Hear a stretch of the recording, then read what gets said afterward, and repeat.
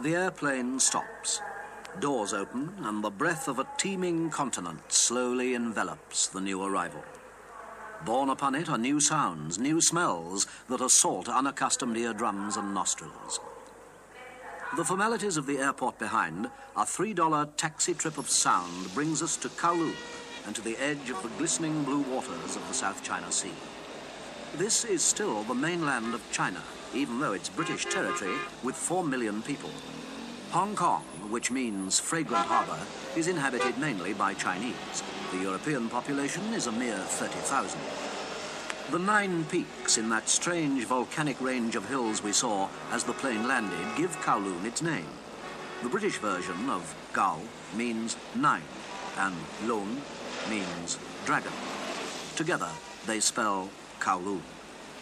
Beyond those hills, running roughly 18 miles to the Chinese border, lie the new territories, leased to Britain until 1998.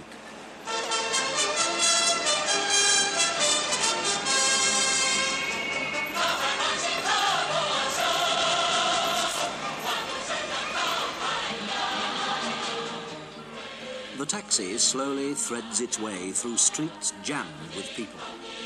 Sounds of Chairman Mao's anthem, "The East is Red," blare from one transistor radio, while a pop electric guitar wails in lyrical agony from another.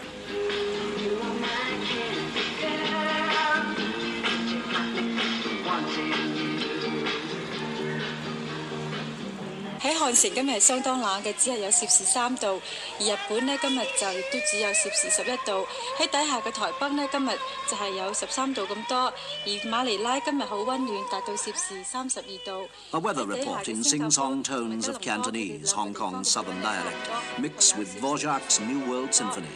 But whatever the sounds, you can be sure they'll be loud. For the Chinese indulge a seemingly insatiable love of noise and clamour. Perhaps because they believe bold sounds frighten away hidden evil spirits.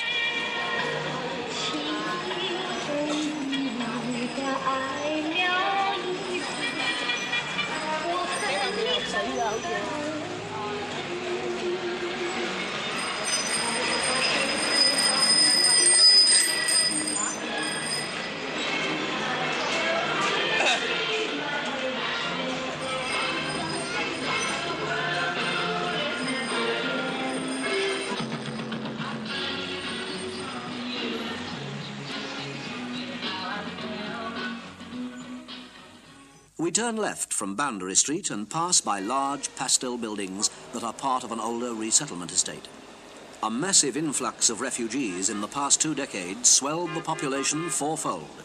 One flood in the early 60s threatened to swamp the colony under a human tidal wave. But in an impressive feat of resettlement, the government has rehoused more than 1 million people in concrete flats. A ship's siren, the warning toot from a ferry, the lazy snort of a busy tug, the scent of salt seawater, and the sight, if we're lucky, of an enormous faded and patched junk sail tell us we're approaching one of the world's biggest and most breathtaking seaports.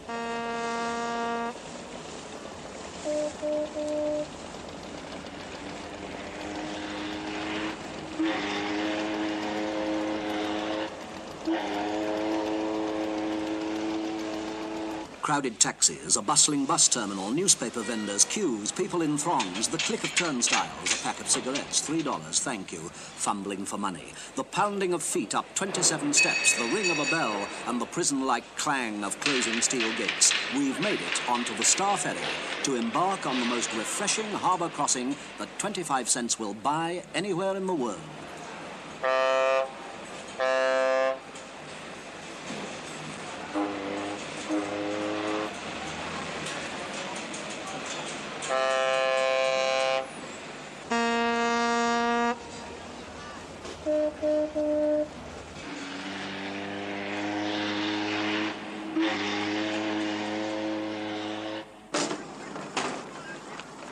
The gangplank bangs down, the midday cannon fires noon, and the City Hall clock chimes the hour. We step on heels in front of us in the rush to reach Hong Kong. and we're greeted by the turmoil of traffic snarls, jaywalking pedestrians, car horns and menacing cab drivers, all demonstrating their disrespect for the law. Streetcars screech along steel rails, but completely oblivious is a musician who spends his lunch hour playing one melody after another on his wooden xylophone.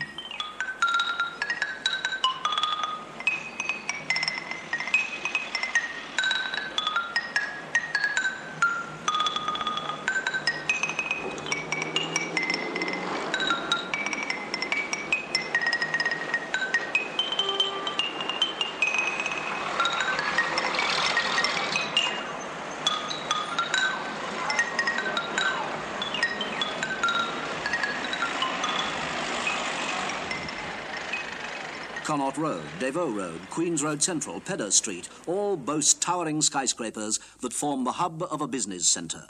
Here, thousands of workers spend 5-day weeks in air-conditioned offices importing and exporting everything from human hair to the minutest electronic components, some of which have even found their way onto Apollo moon missions. At lunchtime, the streets are saturated with the cries of peddlers, and two armours argue in shrill tones.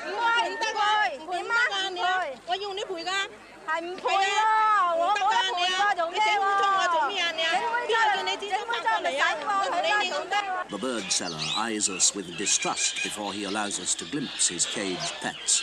He clings to his mysterious ways, and one soon senses he'd prefer to keep his birds rather than part with them to a stranger.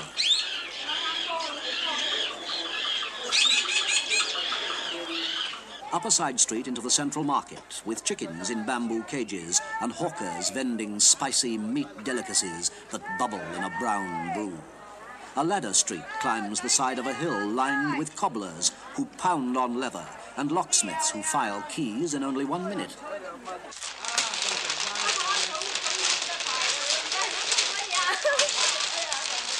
Upstairs, women laugh and the sharp crack of mahjong tiles adds to the cacophony.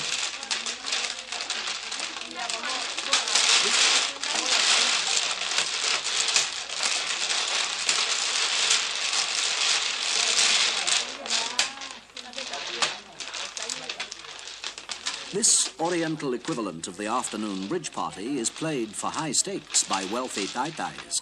Its rules follow closely the fundamentals of the four winds and seasons.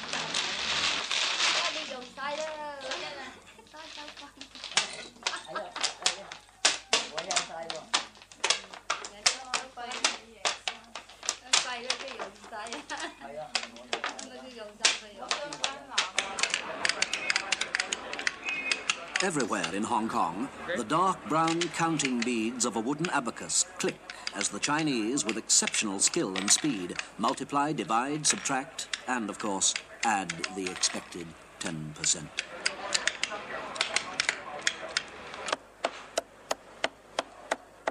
Heavy knives collide with chopping boards. Nowhere is so much effort applied to reducing vegetables, meat, fish and poultry into such tiny fragments.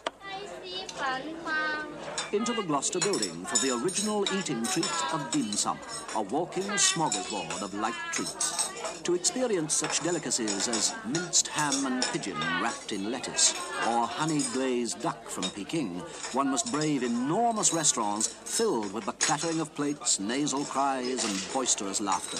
Scores of waitresses move about the tables, calling out the names of the dishes they carry.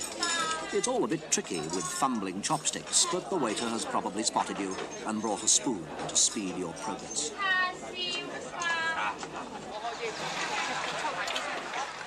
Into the streets again. Rickshaw, rickshaw, inside. No, not necessary. Then weaves around and turns past vistas that resemble a Hollywood backdrop until we reach the picture postcard fishing village of Stanley. In the back streets, if we venture deep enough, we're sure to hear the drums and cymbals of a lion dance. Several men wearing an outsized papier-mâché head and long black cloth prance up and down, in and out in their ancient ceremonial dance, led by a clown wearing a comic mask and flourishing a fan.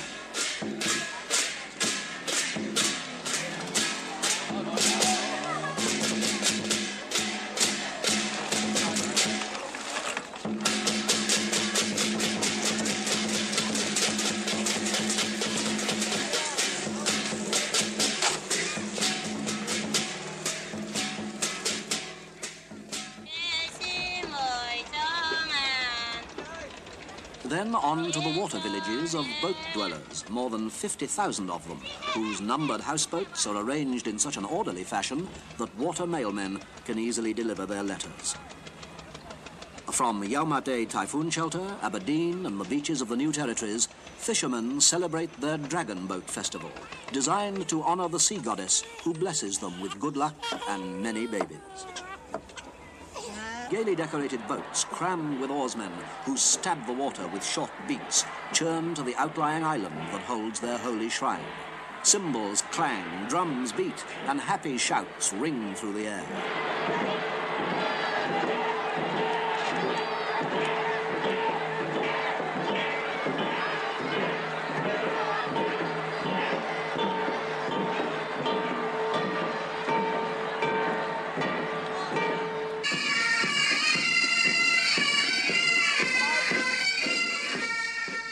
On an afternoon spent in Central District, we pause to examine lovely trinkets in jade or gold.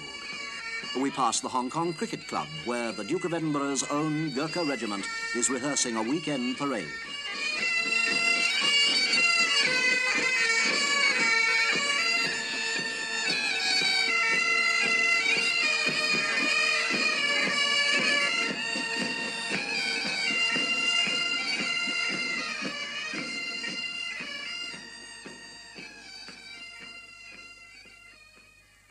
But soon evening falls. The candy-coloured lights in the world of Susie Wong beckon us to Wan Chai. Brassy neon signs compete for our attention. The pussycat, the butterfly, the blue sky, and dozens of Susie Wongs are staffed with trim, exotic waitresses in black net stockings and mini cheongsams that emphasize their tiny waists and rounded contours. The music is deafening, and the patter the same. You like Hong Kong, you like me, you buy me girly drink. The drinks are down with expensive rapidity. Thank you for the sunshine you gave. Yeah, sunny. Thank you for the love you brought my way. You gave to me your heart. Now I feel 10 feet tall. Sunny,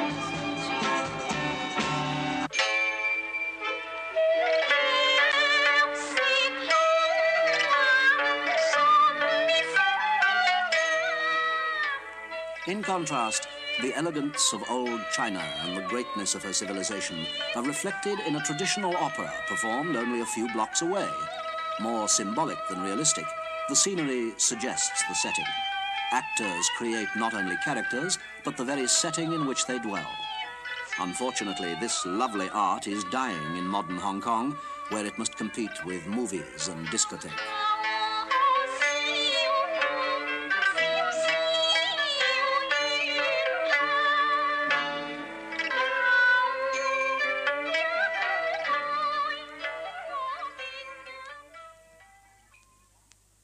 On to Wong Nai Chong Gap Road for another twisting trip around mountainsides to the floating restaurants of Aberdeen. This is home to thousands of fishmongers whose chugging junks have just returned from pulling in heavy harvests of crawling crabs, filmy octopus and garupa with bulging eyes. All these are offered live to us before we even reach the table. The slippery brown shark's fin soup with a hint of vinegar will always remind us of our Aberdeen dinner.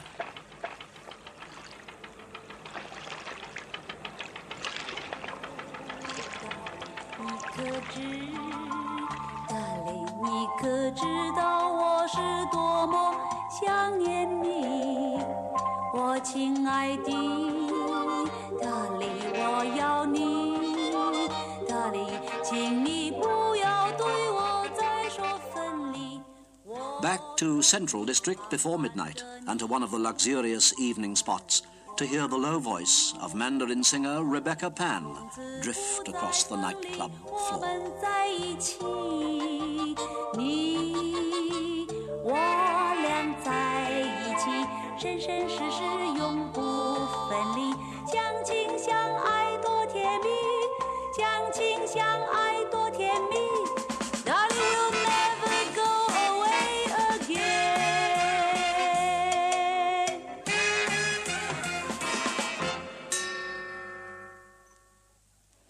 time is 4 minutes past 12, and following the national anthem, Radio Hong Kong will be closing down until 7 o'clock, at which time we'll again be operating on a medium wave frequency of 545 kilohertz and on FM on 91 megahertz.